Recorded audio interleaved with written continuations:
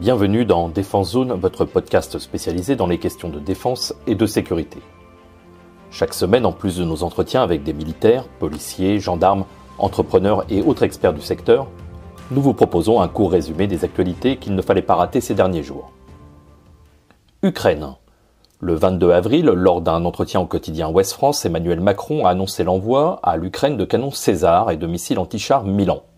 Si pour ce dernier il ne s'agit pas vraiment d'une surprise, car déjà révélé quelques jours auparavant par le député de la France Insoumise et membre de la commission de défense Alexis Corbière, l'envoi des pièces d'artillerie en est une. Ce canon automoteur, capable de tirer avec une redoutable précision des obus de 155 mm à 40 km de distance, est aujourd'hui le fleuron de l'artillerie française. Pour être en mesure de les utiliser, dans la foulée de l'annonce du président de la République, une quarantaine de militaires ukrainiens sont arrivés en France pour une formation de plusieurs semaines afin d'atteindre une pleine capacité opérationnelle début mai. Pour le moment, aucun chiffre n'a été annoncé officiellement, mais on parle de 12 canons, dont on ne sait pas encore s'ils seront prélevés directement dans l'armée de terre ou depuis les ateliers de Nexter. Actuellement, la France possède 76 César et devrait atteindre au total 109 à l'horizon 2025, dont une grande partie au standard nouvelle génération. Sauf événement diplomatique, peu probable aujourd'hui, on devrait rapidement retrouver les Césars sur les lignes de front de la bataille du Donbass. USA. C'est une véritable petite révolution dans l'armée américaine. Les militaires viennent d'attribuer le nouveau contrat des armes d'infanterie de nouvelle génération à Sig Sauer Incorporation. Lancé en 2017, le programme NGSW pour Next Generation Squad Weapon de l'US Army visait à remplacer les fusils d'assaut M4A1 et les mitrailleuses M249 et M240. Notamment avec l'abandon de la munition de standard OTAN 5,56 mm, jugée aujourd'hui obsolète face aux nouvelles protections balistiques, au profit d'un nouveau calibre en 6,8 mm. Les finalistes du contrat ont composé deux modèles très différents, puisque Beretta USA proposait un modèle Bullpup, alors que le modèle MCX Spear de SIG était de conception classique. La firme américaine va développer deux modèles, le fusil d'assaut XM5 en remplacement du M4A1 et la mitrailleuse XM250 pour succéder aux mitrailleuses M240 et 249. Les deux armes utiliseront le même calibre. Le premier contrat porte sur une commande test à hauteur de 20,4 millions de dollars. Elle comprend aussi des pièces de rechange, des accessoires et le suivi des armes par l'industriel. USA. Pour la première fois, la marine américaine annonce avoir abattu un drone grâce à un système laser. Lors de ce test, réalisé au centre d'essai des systèmes laser à haute énergie de l'armée américaine au Nouveau-Mexique, un Layered Laser Defense, LLD, a neutralisé le moteur d'un drone censé représenter un missile de croisière supersonique.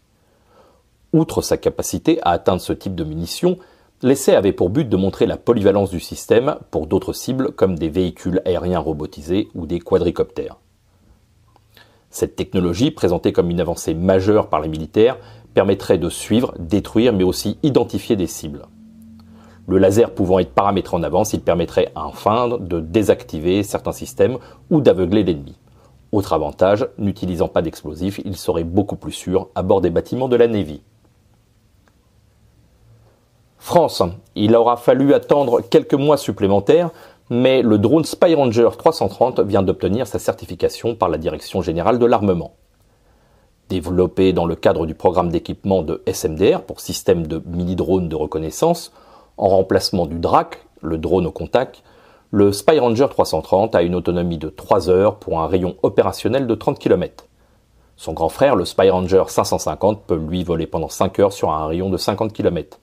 Les deux systèmes sont déployables en moins de 12 minutes et capables de voler et de renseigner de jour comme de nuit grâce à un capteur gyrostabilisé haut de gamme capable de traiter de la vidéo haute définition, électro-optique et infrarouge.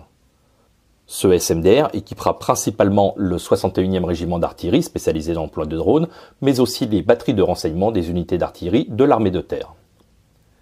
Déjà employé depuis plusieurs mois pour l'opération Barkhane, cette certification permettra désormais aux nouveaux drones de voler sans restriction ou autorisation de vol spécifique. À terme, l'armée de terre devrait recevoir 35 systèmes mini-drones Spy Ranger 330 et 22 Spy Ranger 550. Aéronautique. C'est une information donnée par notre partenaire, le Journal de l'Aviation. Les Airbus A330 MRTT pour Multi-Mission Tanker Transport, auxquels s'intéresse l'Inde depuis 2009, pourraient finalement être écartés au profit de Boeing 767 de transport de passagers convertis en version MRTT.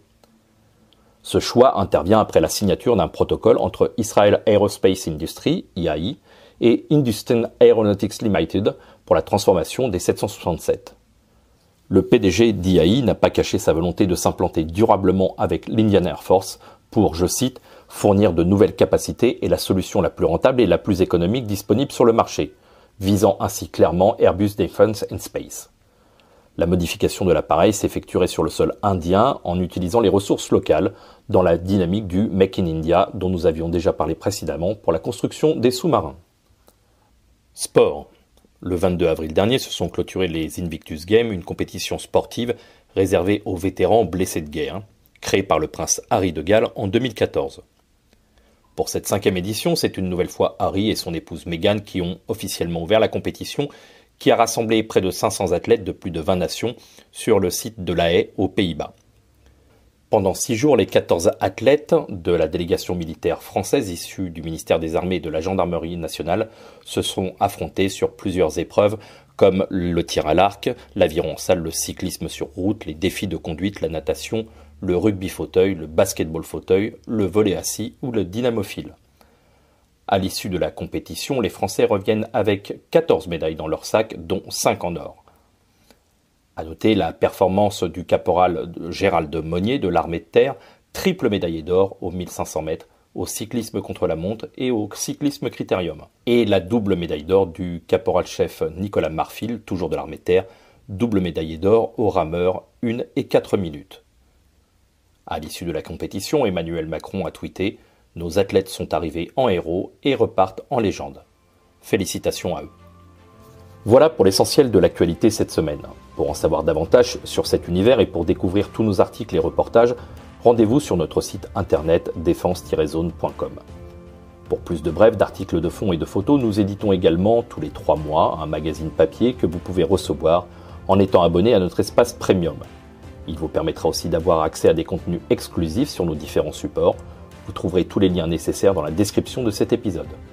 En attendant, nous vous souhaitons une bonne journée et nous vous donnons rendez-vous la semaine prochaine pour un nouveau résumé de l'actualité des forces de défense et de sécurité.